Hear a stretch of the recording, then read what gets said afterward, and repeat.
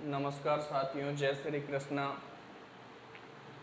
जैसे कि पहले हमने राजनीतिक विज्ञान का एक बिंदु डाला था, प्रस्तावना।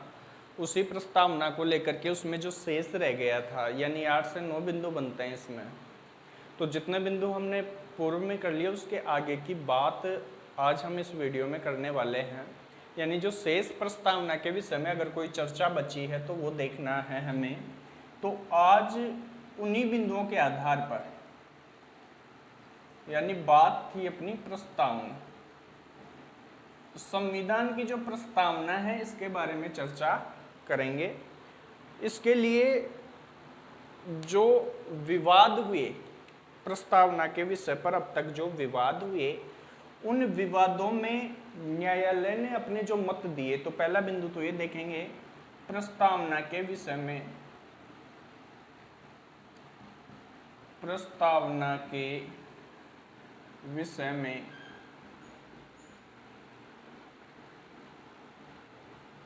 न्यायालय का मत।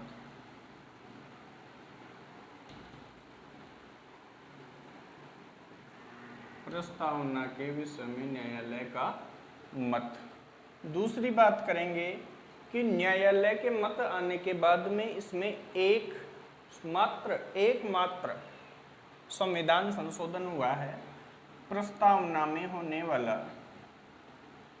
प्रस्तावना में होने वाला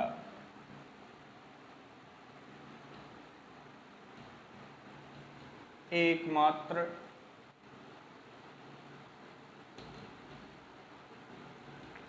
संविधान संशोधन। यानी दूसरी बात हम ये करेंगे कि प्रस्तावना में सिर्फ एकमात्र संशोधन हुआ है। वो कौन हुआ, कैसे हुआ, ये बात हम इसमें करेंगे। और तीसरी बात यदि करें तो प्रस्तावना में लिए गए, प्रस्तावना में लिए गए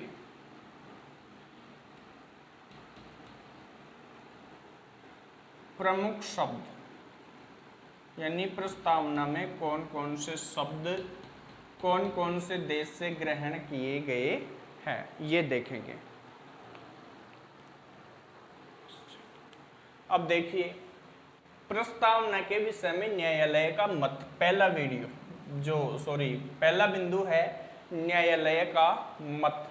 यानी प्रस्तावना को लेकर के अब तक 2 बार विवाद हो चुके हैं और दोनों विवादों में न्यायालय ने अपने जो निर्णय सुनाए हैं उन निर्णयों की बहुत बड़ी भूमिका है। या तो जो विवाद हुए हैं उनका नाम पूछ ले, या फिर न्यायालय ने क्या मत दिया है प्रस्तावना के बारे में वो पूछ ले। तो पहला जो विवाद हुआ है वो है बेरूबारी यूनियन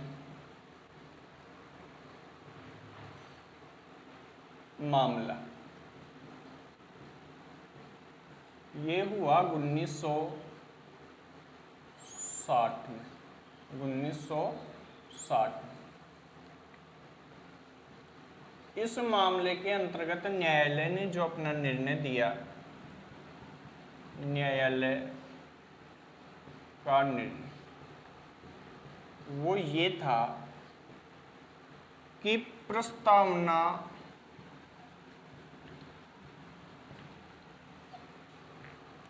संविधान का अंग नहीं है। प्रस्तावना संविधान का अंग नहीं है। अतः इसमें संशोधन नहीं किया जा सकता।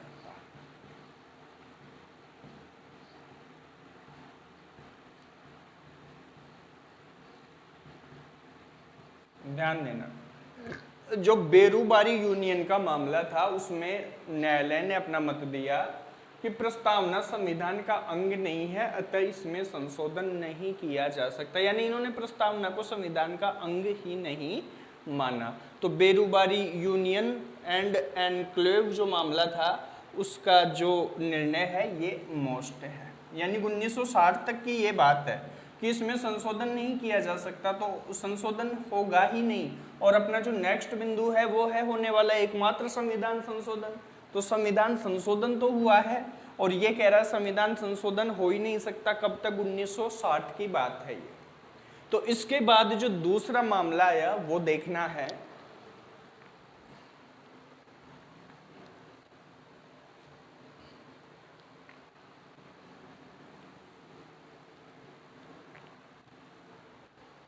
दूसरा मामला है आपका केशवानंद, ये फेमस है, केशवानंद बनाम केरल राज्य। केशवानंद बनाम केरल राज्य। इसके लिए ये था आपका 1973। डेट का ध्यान रखेंगे। इसमें जो न्यायालय ने मत दिया, इसमें न्यायालय ने जो मत दिया, न्यायालय का निर्णय,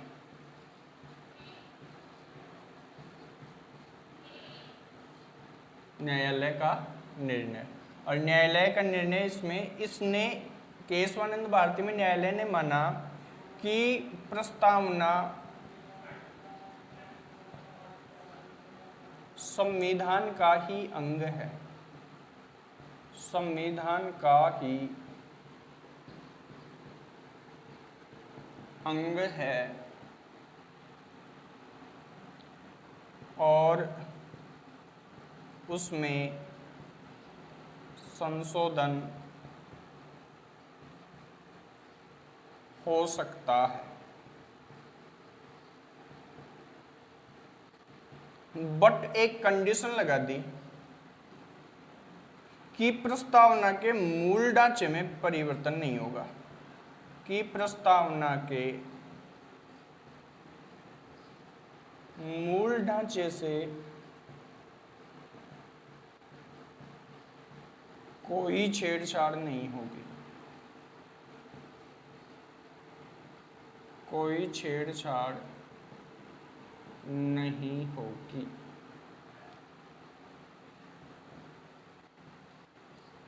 इस प्रकार ये जो है आपका मोस्ट बनता है, क्योंकि अब जो नेक्स्ट बिंदु है इसमें कह दिया कि उसमें संशोधन हो सकता है, प्रस्तावना में संशोधन हो सकता है, बट मूल ढांचे को छोड़ करके, मूल ढांचे में किसी भी प्रकार का कोई परिवर्तन नहीं होगा, बाकी प्रस्तावना में संशोधन हो सकता है। अब देर किस बात की, जैसे ये बात पता चली, ये फैसला है न्यायालय का और अपना नंबर जो बिंदु है प्रस्तावना में होने वाला एकमात्र संविधान संशोधन, वो बिंदु अपने सामने आ रहा है, वो देखिए।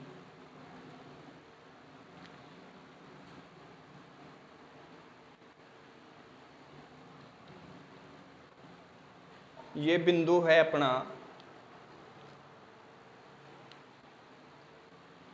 दूसरे नंबर का 42वां संविधान। जैसे ही पता चला और बात है 1976 की, अर्थात 1973 में जो केशवानंद भारती था इसमें दो हुए, 1960 में मना कर दिया, 1973 में छुट्टी दे दी, और 1973 में संविधान संशोधन की छुट्टी मिलते ही 1976 में हुआ 42वां संविधान संशोधन, 42वां संविधान संशोधन। इस 42वें संविधान संशोधन को मिनी संविधान या लघु संविधान की भी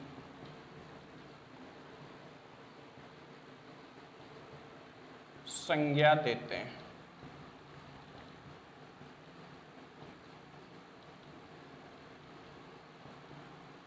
मिनी संविधान की भी संज्ञा देते हैं। इस संविधान के अंतर्गत प्रस्तावना में परिवर्तन क्या हुआ, ये बात विशेष ध्यान रखने योग्य है। प्रस्तावना में परिवर्तन, क्या संशोधन हुआ प्रस्तावना में इसके द्वारा? तो देखो, प्रस्तावना में, मूल प्रस्तावना में, ध्यान रखना, मूल प्रस्तावना में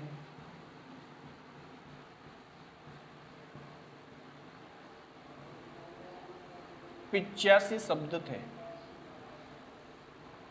और ये 85 शब्द, इन 85 शब्दों को बढ़ा करके 3 प्लस कर दिया इस संशोधन में, और 3 शब्द प्लस करते ही ये शब्द हो गए आपके 88। अब ये शब्द कौन कौन से थे वो ध्यान रखना है।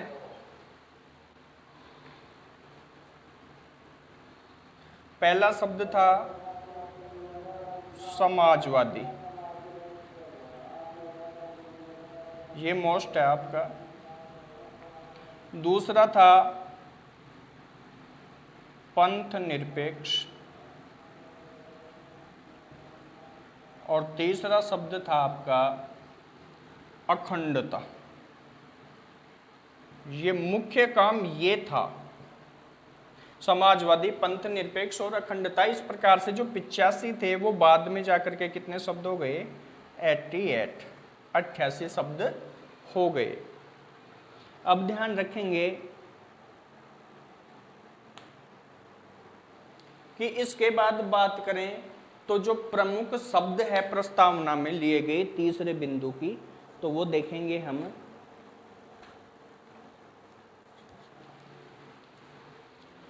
तीसरा बिंदु,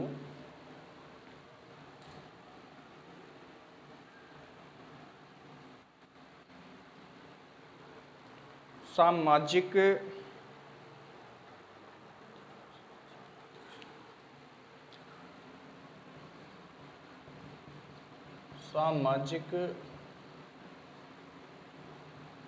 आर्थिक व राजनीतिक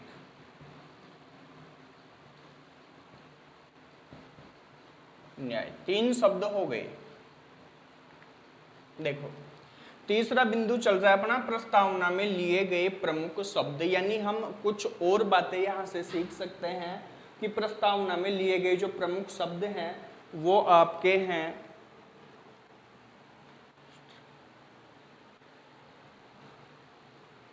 फ्रांस से, ये याद रख सकते हैं। दूसरा, हम भारत के लोग, हम भारत के लोग ऑस्ट्रेलिया से लिए, ऑस्ट्रेलिया, हम भारत के लोग ऑस्ट्रेलिया से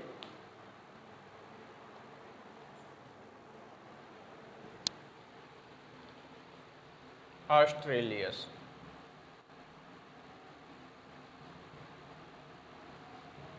और समानता